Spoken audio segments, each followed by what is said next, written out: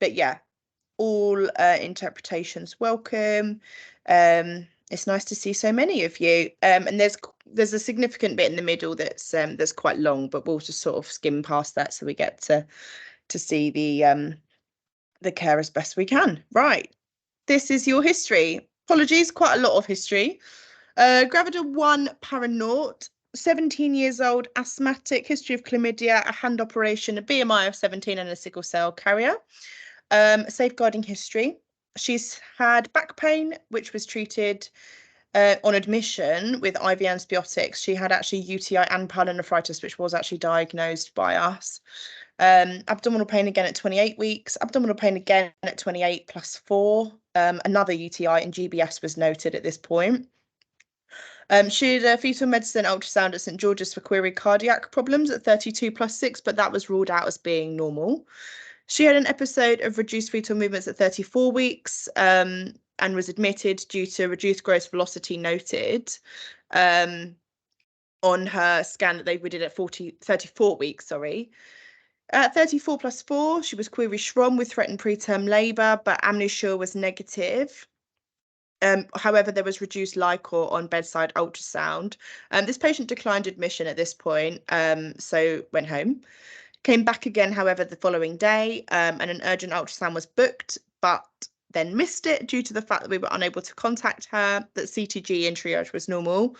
35 weeks, ultrasound showed a normal scan with an estimated fetal weight above the 90th centile. She had 2 episodes of reduced movements at 36 weeks and at 36 plus 6 weeks. And then at exactly term, at 22:10, she was found to be 3 centimetres dilated and was admitted to antenatal ward with contractions. I think just due to her history with the multiple UTIs, I think she was in quite a significant amount of pain at the time as well. And with the history of GBS as well as previous threatened preterm labour, I think the best decision was made for her to be admitted with us until she got into active labour.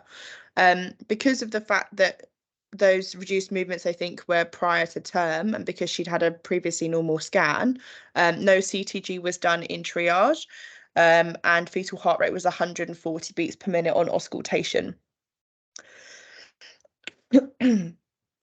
So she's very at 0053. She is examined by the midwives on antenatal ward. They've auscultated the fetal heart rate after their examination and found the fetal heart rate to be 180 beats per minute. So she was very swiftly transferred over to our labour ward. And this is the initial CTG that we see here. Bloods were taken. The doctors did a ward round at 10 past 2 in the morning, and she was to be given IV antibiotics, some terbutaline, IV fluids and pre-meds. And then the plan was made for, if there was no improvement in 30 minutes, then for a cesarean section. She's contracting sort of 4 in 10, as you can see. And our baseline is very, very high. Anybody want to add anything to the plan that we've made so far? What are the maternal observations? They haven't done any at this point. Did the urinalysis on admission was normal? I believe so, yeah.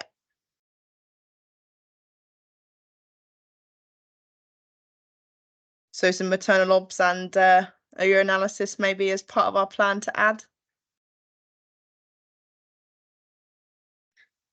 No history of Schrom since admission? No, the only query history of Schrom was at 34 weeks, but amnesia was negative. However, just note that they did see reduced LICOR on the bedside scan at that point, but the following scan, which was 2 or 3 days later, was 3 days later, was found to be normal. So the latest scans showed normal fluid, normal Dopplers, normal LICOR.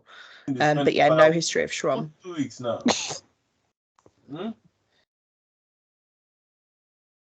And she's now 37 plus 1, just because it's past midnight. So we've got 3 centimetre when she was admitted to Hope Ward. Yeah, I think, am I getting it wrong? No, you were absolutely right, Indra, but the midwife that's re-examined her on antenatal ward has found her to be 1. So it was either a stingy 1 or a generous 3 from before, I think.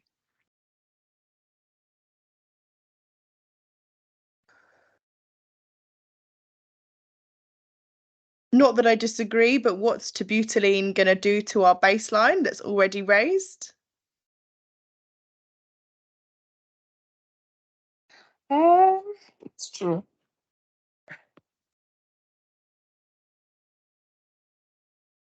So Terbutaline doesn't necessarily make sense at the moment anyway, because the baby's not decelerating, the baby's just tacky. So we don't need to give we didn't need to give terbutaline for a tacky baby. When you've got a rising baseline, I think you've got to try and think about the two different reasons why the baseline would have risen. One is obviously possible infection. We don't have any maternal observations on this slide, so that wasn't necessarily ruled out at this point. And then obviously your other reason for a rising baseline is generally as a result of some form of hypoxia. And at that point, yeah, you probably would see decelerations as they normally precede a rising baseline. However, she hasn't had a CTG since admission. The only thing we've got to go on is the fact that her previous baseline was 140, and that was at 10 o'clock the day before. So it's only 4 hours later, and in that space of time, we've gone from being 140 to up to sort of 180. She's also GBS positive, just to sort of bear that one in mind. So although she's not sort of fitting the criteria to start any IV antibiotics when she was admitted, it's just something to take into consideration as well. There was a few people that started talking at the same time. Does anybody else want to add anything? Sorry, Cara, to interrupt here, because I entered about 5 minutes late. So she's 37 weeks strong, and she is coming from Hope Ward with a baseline. This is the first slide, isn't it? This is the first slide, Mr. Naguib. So she's got quite a long history, but essentially she was in triage. She was told she was 3 centimeters at 10 past 10 in the evening, and the fetal heart rate at that time was 140. And then this is 4 hours later. She was re-examined about an hour before this, and then they didn't put her on a CTG on Hope Ward because the plan was for transfer to Labour Ward. But this is the first CTG that we've seen in this case so far. And the aim of giving terbutaline and reviewing in 30 minutes is what? Just to understand. I was waiting for you to ask that question. Yeah, because for me, if we are again coming back to the same question again of is this baby fit for labor to sit there for a few hours, I feel it's already a choreo baby. It is already a not fit for, I don't know, it's 170 or 180. I don't know. Yeah, about that. Yeah. So to give something to prolong the situation, yes, we know for sure it's not like a hypoxic trace, but it is a choreo baby at the least. And with a history of GBS, we are talking GBS here. Yeah. Anyway, yeah. Perfect. This is your next slide. So at 2:15, terbutaline is given, and at 2:25, she's given some IV antibiotics. So benpen, I believe, was what she was given. And as you can see, baseline is stable, but and variability is somewhat normal, but still 170, upwards of 180 at times. And now that it's been 30 minutes, we would expect that second review to have happened by an obstetrician. But that wasn't done just at this point. This was also on central monitoring, by the way.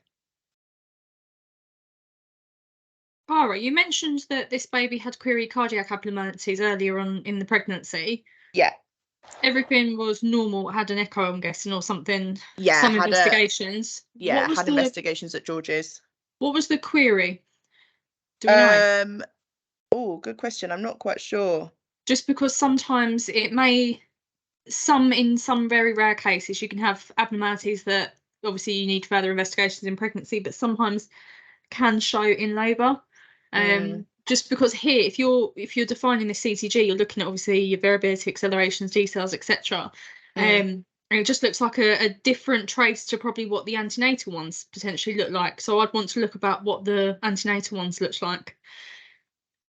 So the antenatal ones were all very much normal. Baselines were sat at around sort of 140, 150 in the earlier sort of duration of pregnancy, which is why they're not really included. And her last one was what, 36 odd weeks? Was it a week before? Yeah, about a week before, completely normal. Okay, fine. So we know it has risen. Fine. Yeah.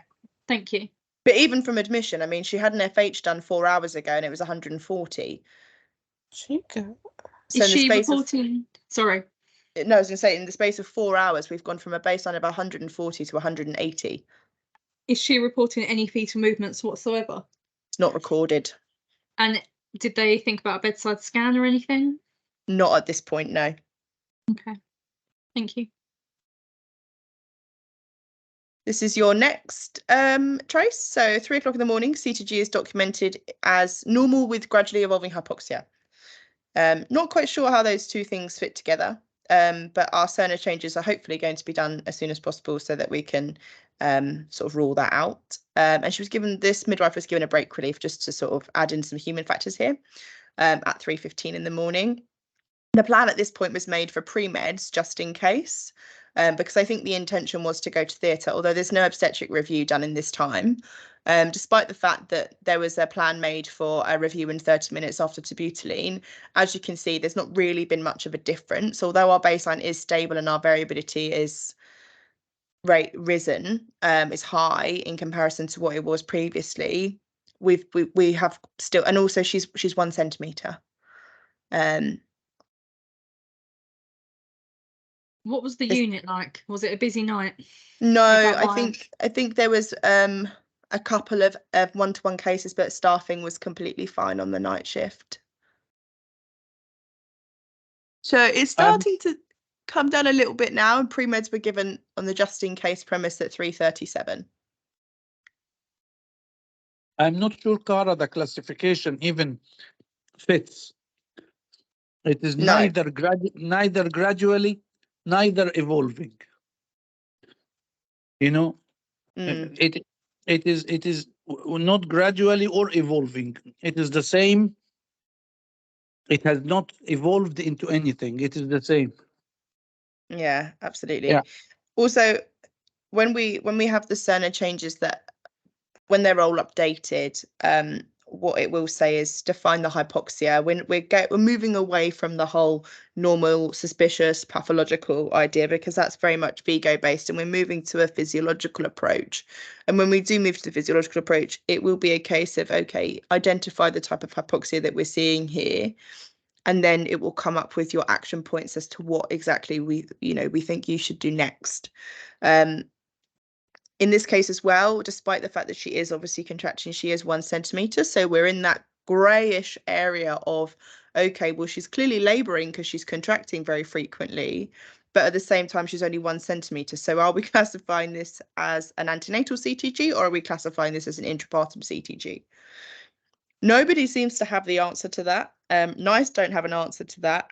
None of the guidelines that I've read from other trusts have the answer to that either. So this is very much a sort of case-by-case basis. But the thing I want everyone to sort of bear in mind with anything like this is the fact that actually the whole classification, whatever you want to call this, you can classify it in a different way every single time you do a fresh eyes review, but it's what we're doing about it that's going to have the impact and is going to make a difference as to how this baby is going to be afterwards.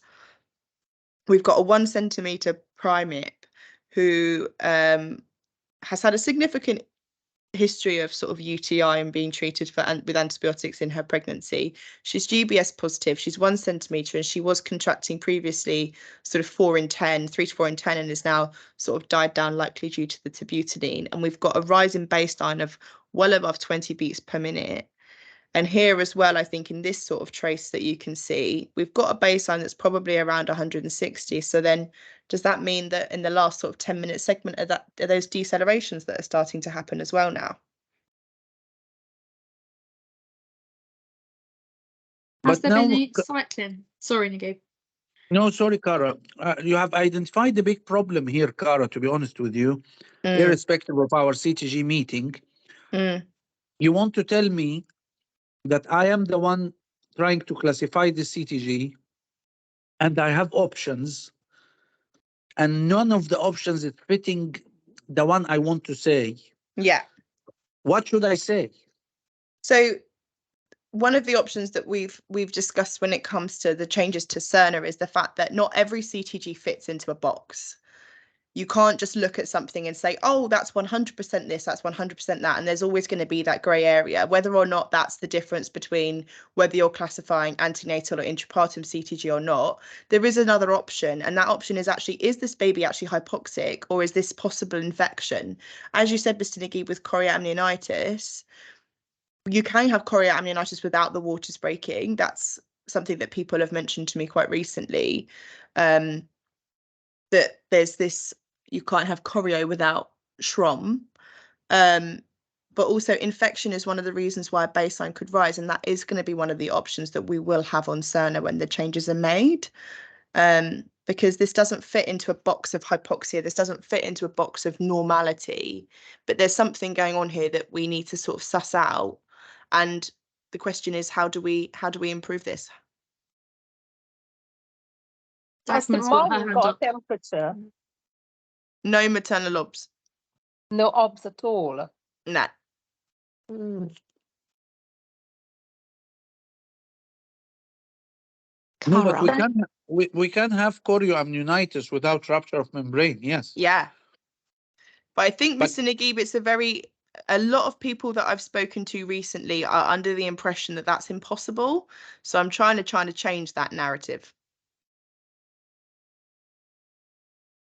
But also, I want you to, Cara, if we can sit and discuss the options on the computer, leave alone the CTG, because I don't want to be put in a situation that I cannot move forward in my documentation, and I have to put something that I don't want to put just because I want to move on. Yeah, we'll go through that, Mr. Naguib. Don't worry. Yeah. Can I just ask you a question, Cara? You said you leave it up to the people to interpret this as either an antenatal or an intrapartum CTG. My question back to you is that a CTG where you can use Dawes-Redman? Yeah. Can you? Are these painful contractions? Yeah, these are painful contractions. Right. So therefore, then that is your definition. But then if you go by the definition of labour, then it's different. And this is the thing. Not. The question is, what is the latent phase and what is the active first stage? Yes or no? But by definition, it's essentially that Dawes-Redman can only be used for antenatal CTGs. So therefore, use the kind of what you can't use for Dawes-Redman for as everything that you interpret as labor. And that is for the kind of latent phase. Because if you have painful contractions that the woman comes in for, then don't use Dawes-Redman. If you have used induction medication that kind of create contractions, don't use Dawes-Redman because it's not used for that. So if by definition, if you can't use a Dawes-Redman, you use essentially a labor CTG. But if you've given a Propass to a patient and she's not contracting at all, you're still not supposed to use Dawes-Redman, but you don't classify that as an intrapartum CTG. No. So that's another. There's an exception to the rule. I think he essentially kind of said that you can use it for that. No. Well, I'm not sure about that right now, and I can't swear upon it either. But I would essentially kind of say, by definition, if you can't use it as Redman anymore, kind of consider using a labor CTG. That's probably the easiest rule that I would ever apply to which definition you use for interpretation. So the latest guidance from Dawes-Redman that was mentioned at the National Fetal Monitoring meeting that he was present at is that you don't use Dawes-Redman after any method of induction. There's a leeway if a Propass has been given and after 24 hours there's no uterine activity, then you can use it.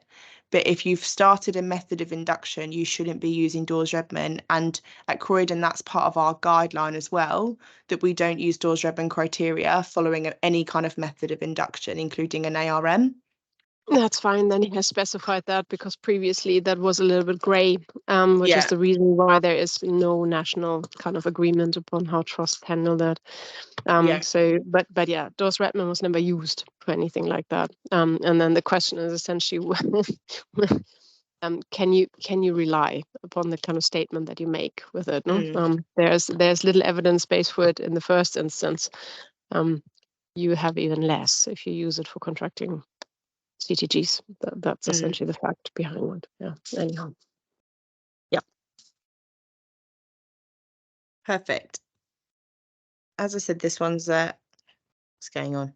So at 4 o'clock in the morning, the registrar makes a plan. The plan is doing examination 4 hours from the last VE with a plus or minus of an ARM.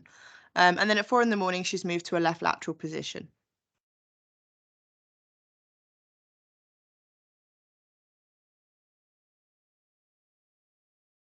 I'm going to move on while I let anybody shout out if they have any opinions on that plan. But this CTG pretty much continues for a little while. So the case midwives come back from break at 4:50 in the morning. At 5 o'clock, there is a VE and an ARM done by the obstetric registrar. The cervix is 1 centimetre, 1 centimetre long, and the ARM shows blood-stained liquor. The impression made from this is that this is a choreo CTG and dehydration of the mother as well. This is our set of observations. As you can see, pulse is 98, a little bit raised. That should say respiratory rate 19, not 99, nobody panic. And then she goes out to the toilet at around 5:15 in the morning. They dip the urine and there's 3 pluses of ketones. I should just add, this is the first set of maternal observations that are done on the labour ward, and she's been present on labour ward since 1 o'clock in the morning. If we're ever in a situation whereby we've got concerns with the CTG, we always have to think about the overall clinical picture. And quite a lot of the time, you'll find that there's somewhat of a link between whatever's going on with the mother and whatever's going on with the baby. So also we should be doing admission observations to any woman that moves to a different ward. And she's given some IV paracetamol at 5:15 in the morning. I'm not sure exactly why. I don't know whether that was pain relief related or if that was an impression that would maybe help in some way. Oh, I think it goes back to that saying, doesn't it, that we used to say, you should treat the mother, you don't treat the CTG. And sometimes we can get caught up in the CTG by looking at it thinking we need to treat the CTG, when actually if you take a step back and look at mum, you're treating the human being, you're not treating the machine. And something that even just doing a set of observations can give you that whole clinical picture. So what you said is really valid, but just remember, actually, it's not a machine we're treating, it's not the trace we're treating, it's the mother that we want to. Yeah, absolutely. And I think we do still, although that is a culture that I regularly talk about, I think, you know, we're still going to make some moves to try and change that. There's always this impression of, oh, okay, well, we'll do this will fix the CTG, but actually if we went to the root cause of it in the first place, then you'd get an awful lot more information that might actually help you. We'll continue. So second bag of Hartmann's has started. She's got 3 pluses of ketones, just to add. Baseline has come down to around 150 towards the end of this CTG. And then at 6 o'clock in the morning, she sat on the birthing ball and she's using Entonox for pain relief. Due to the fact there was multiple loss of contact here, I think she was encouraged to get back into the bed so that we could monitor the baby a lot easier.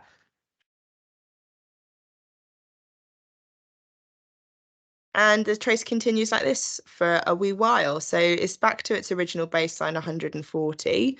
And this does continue for a little while. Some more observations there for you. Pulse of 88, temperature 36.5. She went out to the toilet at 7:05 in the morning, but it wasn't dipped. And the CTG at this point was classified as being normal and non-hypoxic.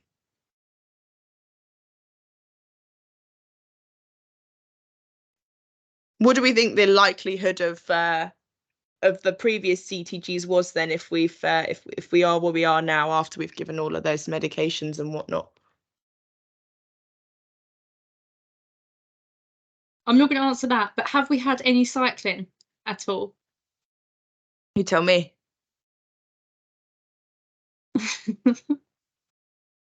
Okay.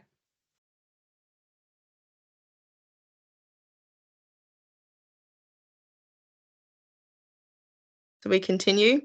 Registrar comes to review at around 7:30 in the morning. And the plan was made to delay the examination until 4 hours post ARM as opposed to the sort of traditional 2, which means that the next VE would be done at 9 o'clock in the morning.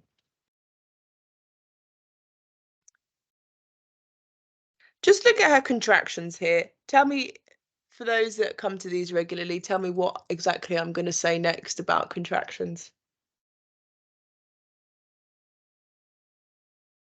There don't seem to be much resting tone in between.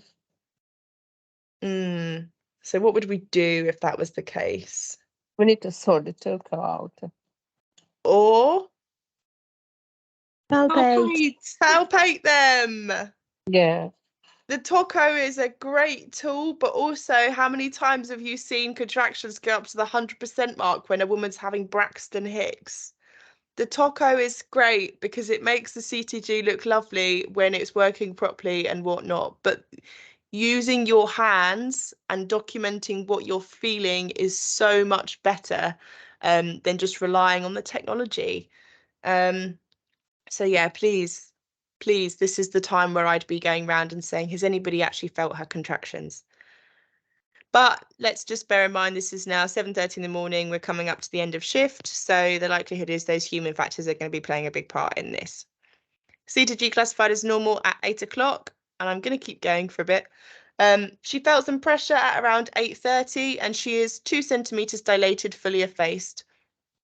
She was ARM'd at 5 in the morning, so the VE was done a little bit, half an hour early, but she's made no progress. Everybody happy to start Synto?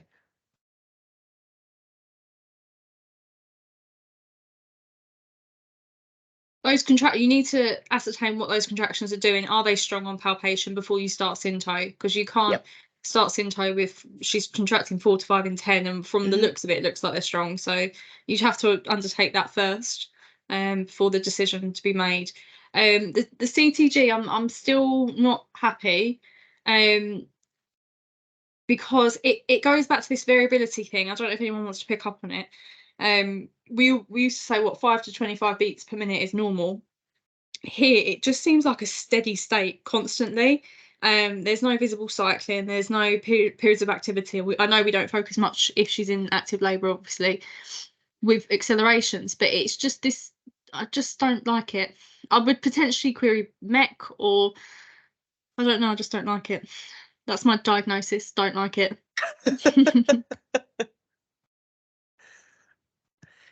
Okay. These are observations. Note how her blood pressure's come down quite a lot. Pulse is 61, rest is 17, sats of 100, and temperature of 37. So the doctors do a ward round at 9 o'clock. This lady is increasingly in more discomfort at this point and would like an epidural.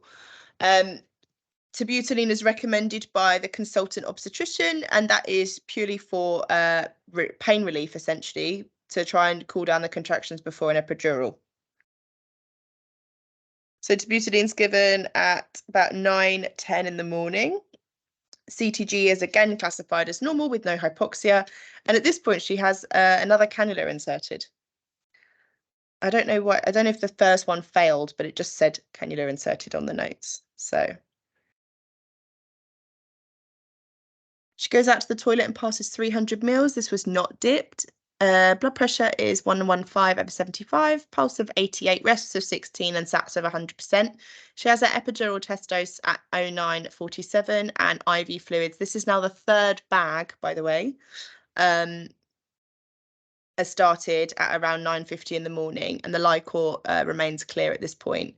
Baseline has gone up to around 150, not as significant as it has been previously, but likely due to the terbutaline.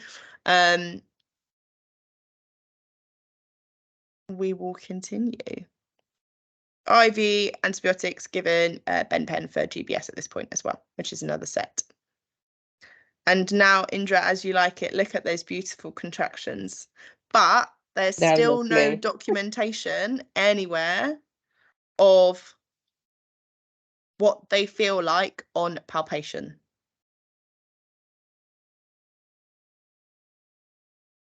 Again, indwelling catheter, 200 mils. This wasn't dipped either. Observations are still sort of stable, and the CTG is classified as normal with no hypoxia. We'll keep going through because this does last for quite a long time. Last examination was done at 8:30. Yeah, 8:30 in the morning. So she's due another one at around 12:30. Again, CTG classified as normal with no hypoxia. I would like to see some cycling. This looks very samey. I don't know if that's a technical term, but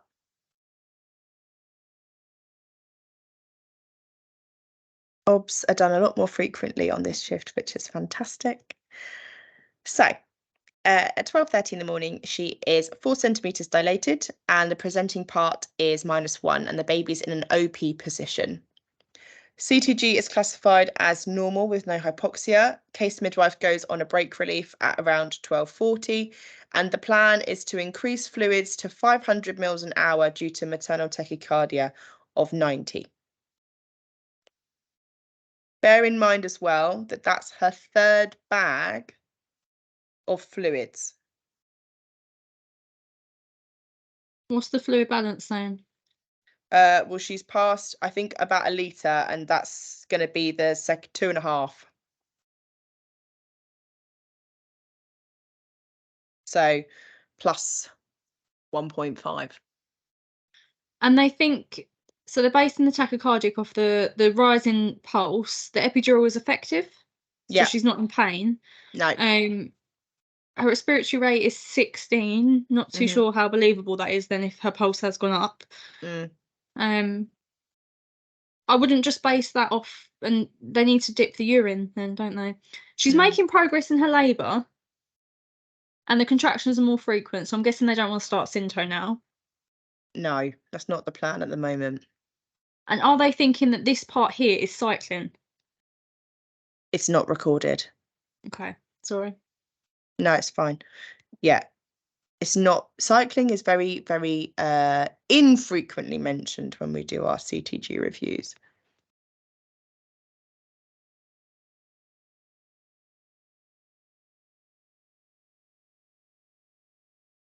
So she's changed to left lateral position for reduced variability.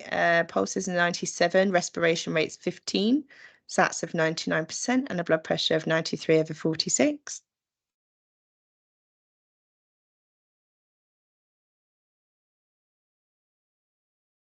Just based off her observations, you're going to go to the next slide. I'll bring it up in that. Sorry. So it says here that it's the 2nd bag of Hartmann's that started, but that's the 2nd bag on the day shift. So this is now her 4th bag of Hartmann's. CTG classified as normal with no hypoxia. I don't understand these observations.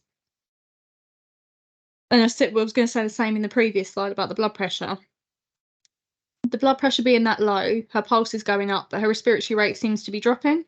Her SATs seem to be normal. Her temperature is rising. I'm looking more at these observations in mum now, more so than the CTG, because I'm thinking this is telling me a bigger story. Because if you'll keep increasing the fluids and it's no change to the blood pressure, this might be her, maybe not the 38, I'm not sure about that, but a lowish blood pressure, 90/50, 100/60, that sort of thing, might be her normal booking blood pressure. But the rise in the pulse, the drop in the respiratory rate, and the temp going up. What do you think? Me? Yeah, anyone. Well, I know the outcome. Okay, well, anyone else sort of agree with me in regards to these observations? One doesn't really add up in my head, but there must be some maternal changes here. I'll be thinking, how's mum looking? Does she feel hot to touch? Is there signs of infection in mum?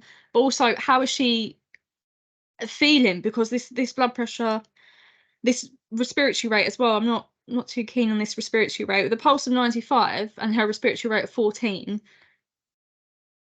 either I don't know physiology very well, but I don't know. I think the respiratory rate is something that we slack very much on, and there'll be times where I see a woman or a midwife goes and does a break relief for a patient, and all of a sudden their respiratory rate's gone from being 16 to 25 in the space of an hour, and I just think, okay, but all the observations that were done in that last hour were almost exactly the same, apart from the respiratory rate. We do need to get better at doing this properly, because I think it's very easy to look at a patient and think, oh yeah, they're breathing normally, whereas actually they're probably not, specifically when there's other observations that are somewhat deranged. Just to sort of recap here, this lady is a gravida 1 paranaut. She's 37 plus 1 now. She came in at 10 p.m. yesterday, and she was found to be 3 centimeters dilated, although that was later discovered to be 1 centimeter. So she was 3 centimeters dilated and had a previous baseline of 140. This baby spent a period of about 3 hours with a baseline of 170 to 180 that was then treated with now the 4th bag of Hartmann's, not the 2nd bag of Hartmann's, has been treated with antibiotics because of a GBS status, and is currently 4 centimeters dilated with a low blood pressure, a high heart rate, and a temperature that's now on the increase. Anybody have any impressions as to what, do we think, are we happy? Are we like, this is absolutely normal and fine? Or is there anybody that's got a sneaking suspicion that something's about to happen? I think Mr. Naguib said at the very beginning, and I'm with him, this very much looks like there's an infective process. And everybody of the team is just going ahead with labor. So, I think if you're trying to kind of labor on a choreo on a primip or in a subclinical choreo, then be clear when you would bail out. And that would either be, so with me, it would be if I have absence of cycling. So I would never start Synto on absence of cycling, because that for me means CNS is essentially affected by it. So therefore, but there's no national guidance about this. When would you bail out based upon the CTG, or would you bail out when you have hypoxia on top? Or if you have a re-rise in base rate, because the lipopolysaccharides of infection go up and down. So therefore your base rate might also be going up and down. So here we go. So be clear about when you would bail out. And I would define that in discussion with the patient. And the other kind of part is, when would you be bailing out regarding progress? When would you be bailing out regarding the mother? What are the observations that would make you say, I'm out? Is it temperature? Is it her having a pulse rate of 100? Is it her having a positive shock index, i.e. the pulse rate is higher than systolic blood pressure? There are no national guidance for that. And every trust, also, with the new MEOW score has, when you implement that, is, do you then score according to the new MEOWs? It is not necessarily a straightforward answer, but I always think obstetric lives from risk assessment and planning forward, so that you're not being caught out. And that is what I'm missing. So because I would have discussed going for a cesarean section with this lady some time back, and then essentially said if she was very keen on trying for a normal birth, I would agree with her when I would be bailing out. And I can't see that here. That is what I'm missing. Thank you, Dagmar. Yeah, I agree. I agree very much with Dagmar and about the bailing out, but I want to mention something again, as we like to say, with a focus outside the CTG itself. Last meeting of, the Friday afternoon meeting, the main discussion that I was asked is not about how many HIEs. how many admission to neonatal unit, how many we discuss in our, like the meeting that Cara does, the Attain. attain. I was asked again by why our cesarean section rate is so and so and so and so, and what is the cesarean section rate in Kingston and in Epsom and nationally and internationally, and so irrespective of us discussing and discussing and discussing the physiology and trying to reach the best for the baby and the rest best for the mother, and as Dagmar says, when to bail out because we want the best for the baby, still maybe 60 to 70% of the managerial mentality is how much is our cesarean section rate. This is just something to throw in, like to say why some people try hard to like slaughter the sheep till we say, oh yes, the blood is dribbling now. Thank you very much. Let's go for the cesarean.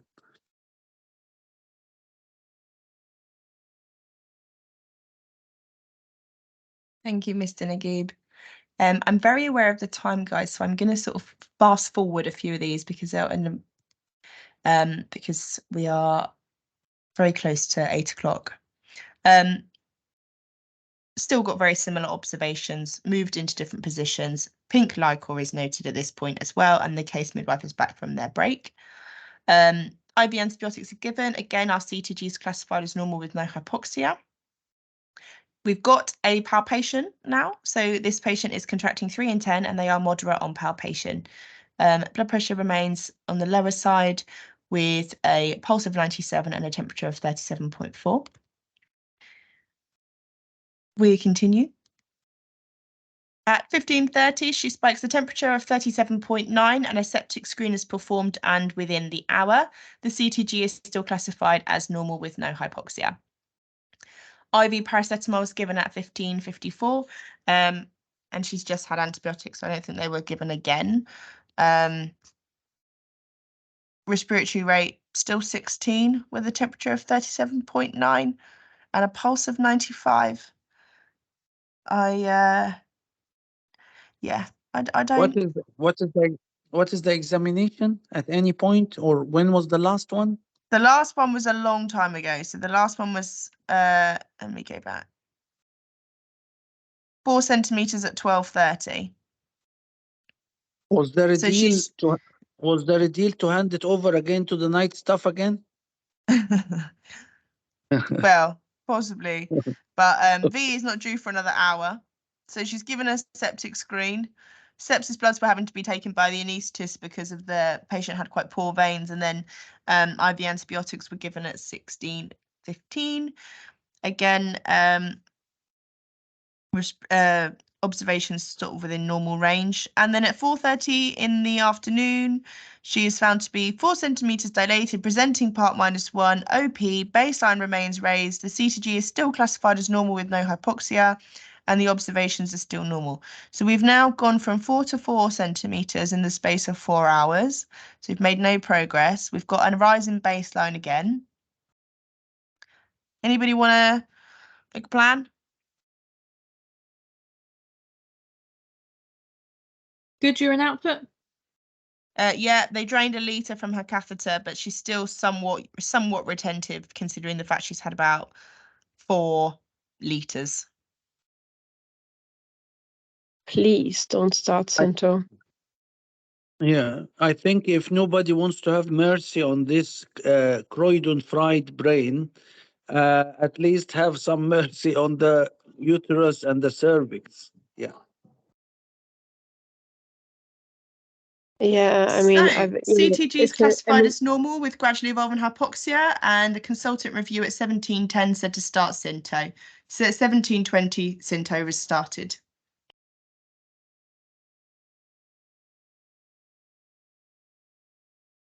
Have they gone back and looked at the beginning of the CTG, what's been happening? It's a hope very so. good question, Indra. But it's not something that people tend to document about, you know? Because sometimes if they go and they think, oh, based on 140, it's just gone up slightly rather than it was 160, 170 before. Yeah.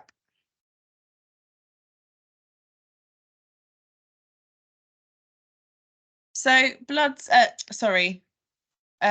observations remain normal. We continue. Synto's increased to 6 mils an hour. And then the third bag of Hardman's, I believe, is actually the 5th bag. We're going to keep going. Look at these contractions. Anybody got any concerns with those contractions?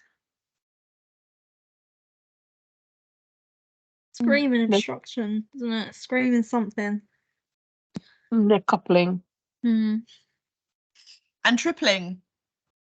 Yep. No palpation? Is there any moulding or caput? Not that's noted on the VE or any documentation.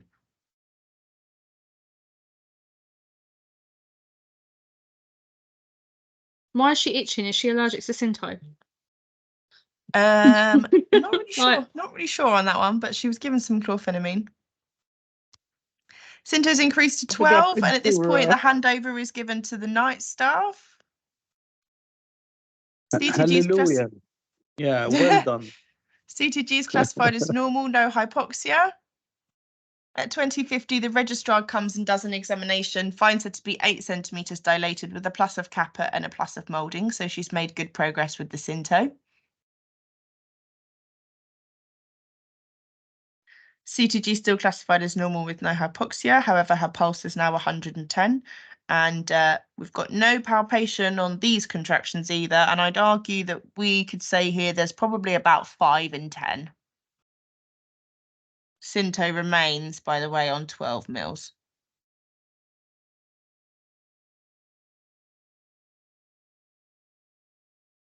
Spiked another temperature, 37.9, and IV paracetamol was given.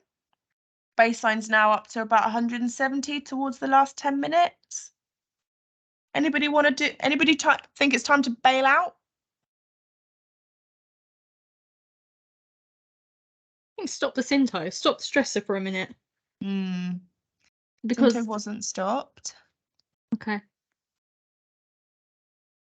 Gentamicin was given at 2200 because I think they'd given obviously benpen for the GBS. She's had Kef and Met as well, and then gentamicin was the sort of last resort kind of thing because her temperature remained 37.9 after her IV paracetamol. Her pulse is now 120, and yet her respiratory rate is 16. Do you know what? I've never seen Gent given in labour. No. You either your Kef and Met and you do your screening and everything. So the fact that we've gone to the point of giving Gent now, why are we not bailing out? Well, she was examined and she's made progress again. I would say, Indra, in some hospital, the protocol is Kef-Met Gent. You know, Okay. like yeah. Especially in St. George's. Yeah. Okay. Thank you. So she's now fully. She's now fully dilated. We're going to give her an hour of passive descent. Sorry, fully in a primate with an OP head -1 or OA +1? I mean, what? Because we were at the end having a base rate of 180. Primate fully, presenting part -1, a plus of kappa and a plus of moulding. I think with the mentality we are going on for the last 24 hours, maybe we should give her maybe 3-4 hours of passive, just to, you know, like. And another bag of Hartmann. And another bag of Hartmann, yeah. Okay. And continue with 5 and 10 contractions. I mean, this is crazy. This is becoming really crazy. CTG was noted as suspicious, though. with gradually evolving hypoxia now.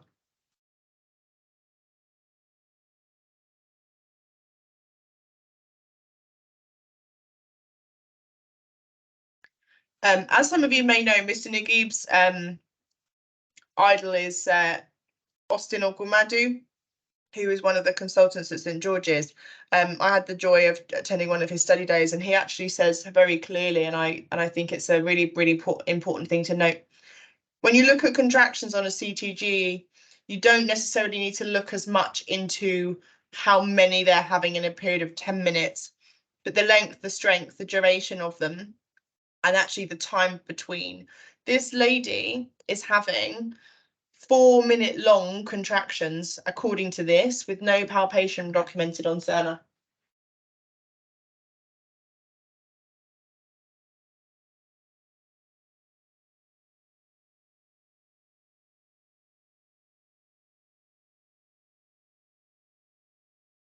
So 2300, it's noted that this woman has reduced variability and a raised baseline, still classified as suspicious with gradually evolving hypoxia.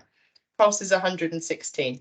At 2320, active pushing was commenced and she was noted to have a very swollen vulva.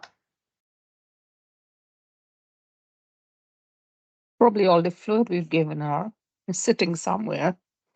Mm-hmm. No, it is all this obstructed labor or Indra. It is obstructed long time ago. So yeah, it is not only sad. Is I would classify this as shameful. Yeah. This is your next CTG, vertex visible at 2345. Those look like accelerations though. Yeah, what's maternal pulse? Good question.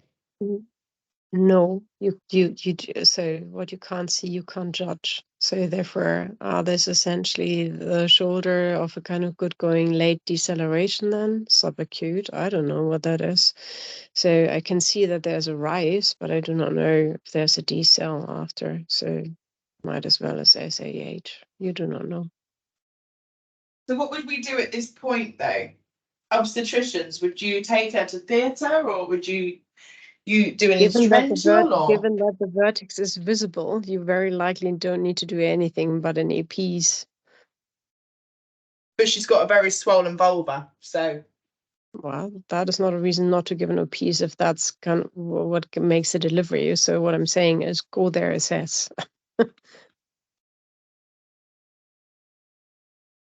Yeah, I agree with Dagmar. Even NPs at a swollen vulva and to be really away from the rectum, like at even 70, 80 degrees, is the wise thing to do, because with such swollen vulva, you know, you will know no anatomy when you are suturing.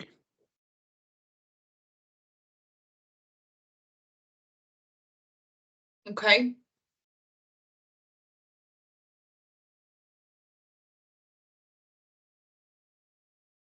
Heads at 2 minutes past midnight and baby 2 minutes later. Would anybody like to guess the outcome for this baby?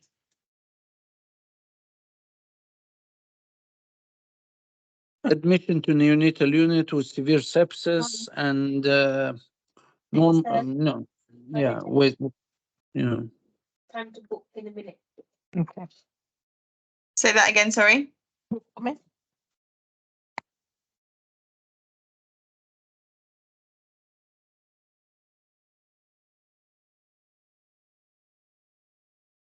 can't hear whoever that was very well. Not too sure what the gases are. Probably if she did have I can't really interpret this CTG here. But your gases might be poor. Baby probably did need some support, respiratory support as well. I'm really surprised that so it's 24 hours pretty much from her coming to delivery suite, this baby being delivered. Yeah, definitely admitted to special care, I think. Anyone else want to make a comment? 7.0, 7.1, with intubation and severe sepsis with many days of antibiotics. Baby was born with APGARs of 7, 8, and 8, and the gases were not recorded. This baby was given ventilation breaths, the SATs were very low and was very tachyapnic. Settled with skin to skin, but was then admitted at 7 hours due to, again, tachyapnea with acidotic blood gas. Baby's capillary blood gas showed respiratory acidosis 3 hours after birth, pH of 7.15, 3 hours later, lactate of 5.5, CRP less than 1, Billy 42. And it continued to increase. This baby was admitted to the unit for, I think, 2 to 3 days, had full treatment with IV antibiotics. Blood cultures came back negative. But yeah, this baby was initially fine and then became very poorly, and stayed with us in the neonatal unit for a little while as well. But that is what sepsis is. I mean, if they're not having it immediately, I mean, I can remember the Kingston numbers just because I was more involved there. But if all kind of septic babies were essentially in transitional care, so all the kind of CTGs where we thought they had choreo were on transitional care because there was a significantly higher chance of deteriorating in the hours after, because that's, you know, if they're not immediately having the issues after birth, if they're managing the transition, then it's essentially their pneumonitis that then becomes apparent, no? Because if we think that they're in an infected environment, they do breathing exercises as they usually would. If they manage the transition and they get the fluid out and the air in and the alveoli open, then the second part is essentially them having tachypnea and having respiratory difficulties a little bit further down the line. So it's, again, there's no national guidance, but I liked it in Kingston that every kind of baby where we documented that there's a suspected choreo or mum was treated for this, we're on TC, so transitional care, in order to prevent late admissions. And the numbers were that approximately 4% of babies where we thought that they had clinically a choreo had essentially secondary admissions to NNU, and they only had a secondary unit. And that might not sound like a huge number, but it's essentially for babies that didn't need to kind of be transferred all across the hospital because they were still in TC. Because infection, unlike hypoxia, is something that I do not know how many CTGs I looked at in my lifetime. I think quite a number of them. But I can't predict how a baby comes out with infection. Because an infection is not one bug. It's multiple ones of them, and you do not know the strain of it, and so therefore you do not know how aggressive it is. And you might get away, and you might get lucky, and it might hit you. So you do not know is the answer, and we will not know for many years to come. Where all we can do is essentially being cautious. And I'm sorry, but this year strikes me as a case we were lucky. It felt uncomfortable, and I would not repeat that management if I was in charge. So it would make me feel very uncomfortable. Yeah, I agree, Dagmar. And although you say we are lucky, I'm not sure we are lucky, because I'm sure when this baby has problems in the future in 10, 15 years' time, and the records being kept 25 years, and with more knowledge to come, I'm sure we will be like be so criticized with so much of sepsis. If in an adult sepsis can cause death, even there is no placenta, there is no hypoxia, there is no whatever, sepsis in old age is the main killer of the, and so on, with some old people. And UTI, we have seen it killing, old men, old women, and sepsis with brain fried inside with temperature. I am not sure how this brain is going to function in the long term. Yes, we got lucky medico-legally at the moment, not for long, till we have the outcomes of all these sepsis babies and how they perform.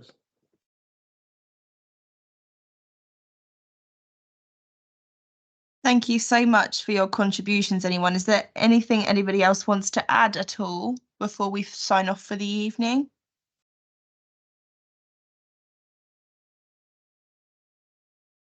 No, thank you, Cara, so much, and very enlightening and very nice to, even if it is me who managed, if anybody is managing, to look in the mirror. And sometimes I like to look in the mirror before I go out so I can see my ugly face or my hair is not combed. So it's nice to see ourselves in the mirror and see some of our mismanagement to learn. Thank you. Thank you so much, everybody. I'll see you next week. Thanks, Cara. Bye-bye. Thank you, Cara.